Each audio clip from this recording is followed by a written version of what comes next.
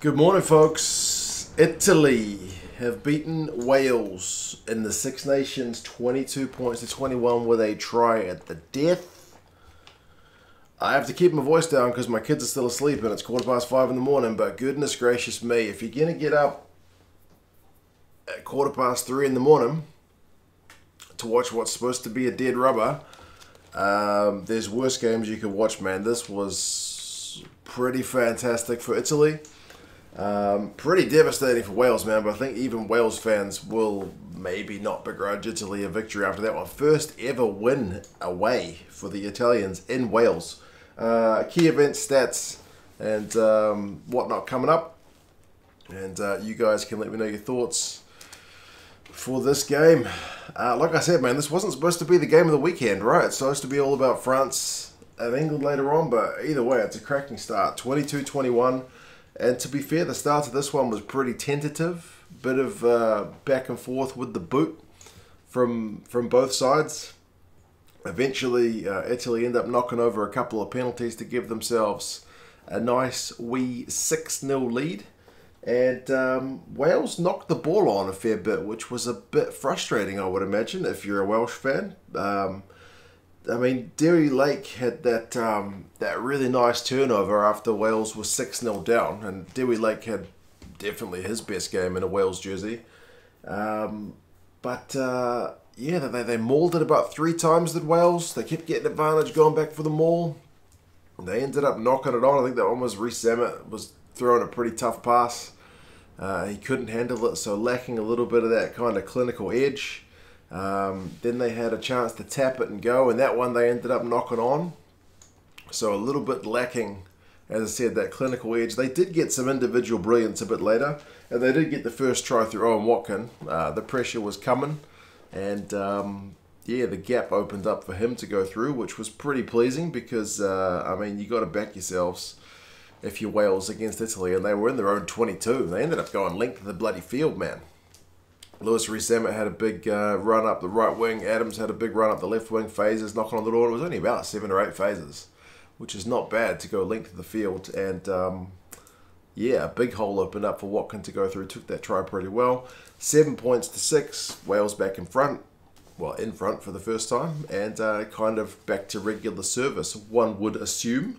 But not for the Italians. 31 minutes. Gareth knocks over a penalty, and to be fair, I think it was Gareth who'd beaten Gareth Davies to a ball in the air to secure the position, which ended up getting the penalty. So, you know, contributions with him in more ways than just with the boot. And Padovani had another one a few minutes later, so 12 points to 7. Ioane was making line breaks. That guy is proper dangerous, but he went out in the corner before half-time. So, yeah, just unable to get over the try line, and I had the international commentary, which was saying, like, you know, the Italians, they need to stop going for these penalties. They need to score tries. I would have thought, man, away from home, just keep the scoreboard ticking over. You're doing all right. Stay competitive. Half-time, I mean, the possession stats and whatnot are pretty even, eh? 50-50 possession. Territory slightly in favour of Wales. Run meters are 199 to 165, slightly in favour of Wales. So not much in it. The Italians proper in it. And if you're Welsh, you'd be annoyed, man. 6-3 is the turnovers conceded. So pretty frustrating stuff, you know, coughing up the pill. Too much. Too much. I mean, the Italians are tackling at 90% come half-time, which is an area they've kind of struggled, at least in the second part of each half, but not in this one. Second half gets underway. I thought the Italians, to be fair, had blown a few chances. The first one on 45 minutes, Ioane, with a proper bit of brilliant chip and chase. Regather, you know, what a bounce to regather. He's got one man in support, but he tries to burn Josh Adams down the touchline because Adams has got a turn, but Adams chases him down and puts in like the ultimate try-saving tackle, which I thought, man, like if the Italians can get more than a score ahead, that proper puts a seed of doubt in the Welsh boys' minds. But you know, Adams gave him a wee tap on the head, like nice try, son. I don't think it was a condescending one. I'm not saying like that. I'm just saying, like, you know, legit, like winger to winger, good try. Like, you almost had me, but I just got you. There was a kind of wee moment of mutual respect, I guess. And that was all from Italian turnover ball, to be fair. The Italians were pretty solid at the breakdown. 51 minutes, though? Wales win a scrum penalty. Dan Biggar, like, he's in his 100th game for Wales. He's back in his forwards. They maul it. And sure enough, that man, Dewi Lake, he goes over for the try from that one. So that was, pretty well-worked stuff. And as I said, it's kind of like regular service resumed, right? The conversion goes in off the post, so it's 14 points to 12. The Welsh are back in front. And here you're thinking right now they're gonna pull away with the game, right? The Italians, though, they win a penalty in Wales is 22. That one was, to be fair, you got to give a wee bit of credit. I mean, I talked about the Welsh guys going length of the field before. That one was Capuozzo. He's in his own end goal, under pressure. He manages to offload it under pressure to Ioane. And they end up going, I think it's Lamaro who puts in a big kick through. They end up going coast to coast themselves. So that leads them to a bit of field position to win a penalty in Wales's half. And then they slot over another penalty. So 15 points to 14. Like, the lead changes loads of times in this game, which generally makes for a pretty good spectacle, right? What you don't want as a neutral fan is one side to just blow out the score and it to be out of sight. So, yeah, the lead changes like a third time at that point, fourth time. Italy won another penalty not long later, but they missed touch. It was another one at the breakdown. I was like, oh, man, if you're going to get in the win in Wales, you can't be missing that kind of thing. Padovani has a long shot at a penalty on 62 minutes. And that one went wide, so I was like, this is kind of them throwing their last little bit of energy at it because they're starting to slow the game down, right? Padovani takes a wee while to take the shot at goal. Capuozzo marks it later on and takes a little stretch of his hamstrings. Just trying to slow the game down because the guys are starting to feel a bit tired. I don't blame them, but surely in the final 20, Wales are going to run away with it. They're going to come back, and sure enough, Josh Adams, 69 minutes, a little bit of individual brilliance to that one, to be fair. I mean, he cut through the Italian defence. It all started with Moriarty offloading to Wyn Jones. Wyn Jones cutting up the field. Moriarty gets the ball back, cut out pass to Josh Adams, who cuts back inside. Brex sprawls over the ground like he's known to do. Can't get near his ankles. And then he goes around, Adam goes around Beachy, and one of the other Italian players, like, good bit of heads-up play to identify the front rowers. And, yeah, man, 21-15. 21-15. So, yeah, Wales back in front, probably hunting down the bonus point because later on they go 11 phases looking for that bonus point try. And this is one that Wales fans will probably be pretty frustrated with. Wyn Jones gets denied a try because Bramstein has got his arm under the ball. And that one is an absolute game saver given the context of how this game finishes. If you're Welsh, you'll probably say part of that ball must have been touching the line. But Andrew Brace is in a decent position. I'm not sure if he was there exactly as it went over the line, but he has a wee look and says, I think there's an arm under that. On field, no try. TMO has a look, and there's definitely no clear evidence to overturn it because you can't even really see the ball. Back in the day, that would have been a try. Just saying, like, prior to TMO, but they have a look. No clear evidence, which is fair. And, yeah, no try given. From there, the Italians, they put some carries through in their own half. They win a penalty. Josh Adams gives a wee bit of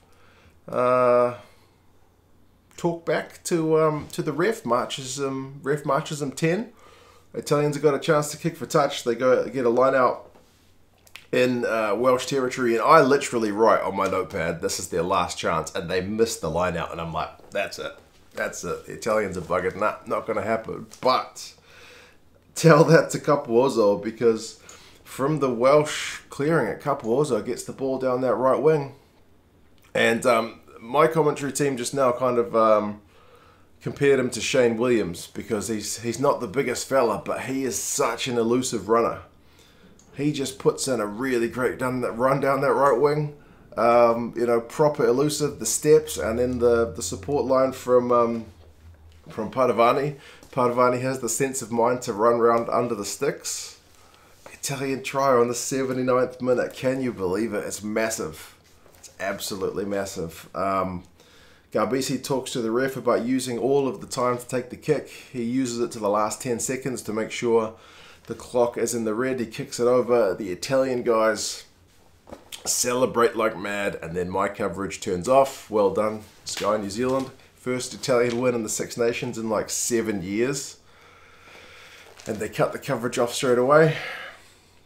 Anyway, cracking game, man. I wish I could speak a little bit louder because that was just bonkers. As I said, I know if you're Welsh, you're pretty gutted to be the first team to drop a game to Italy in like 7 years, and their first time to lose at home to the Italians. But everyone else, neutrals galore, Italians, will be pretty chuffed for the Italians for this one. Stats, run meters 419 to 408, so very close.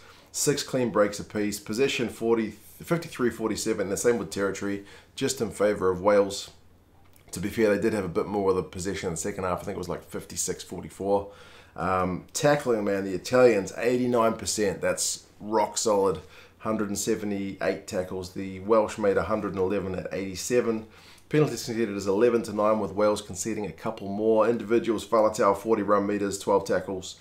Navidi 12 from 12 tackles, 3 turnovers. Lake a couple of turnovers plus his try. But the Italians, Ioane 165 run meters, 3 clean breaks, 6 defenders beaten. Still think he should have passed to that support man instead of trying to burn Josh Adams. But anyway, we'll forgive him. Capuozzo 114 run meters, clean break, 3 defenders beaten, try assist for him. Pretty tidy. Lamaro and Marin, 16 tackles apiece. Fischetti wins 3 turnovers. Proper crazy stuff, folks. Proper crazy stuff. If that's just the warm-up, that's a hell of a way to start my day. But, yeah, I'm off to watch Ireland and Scotland.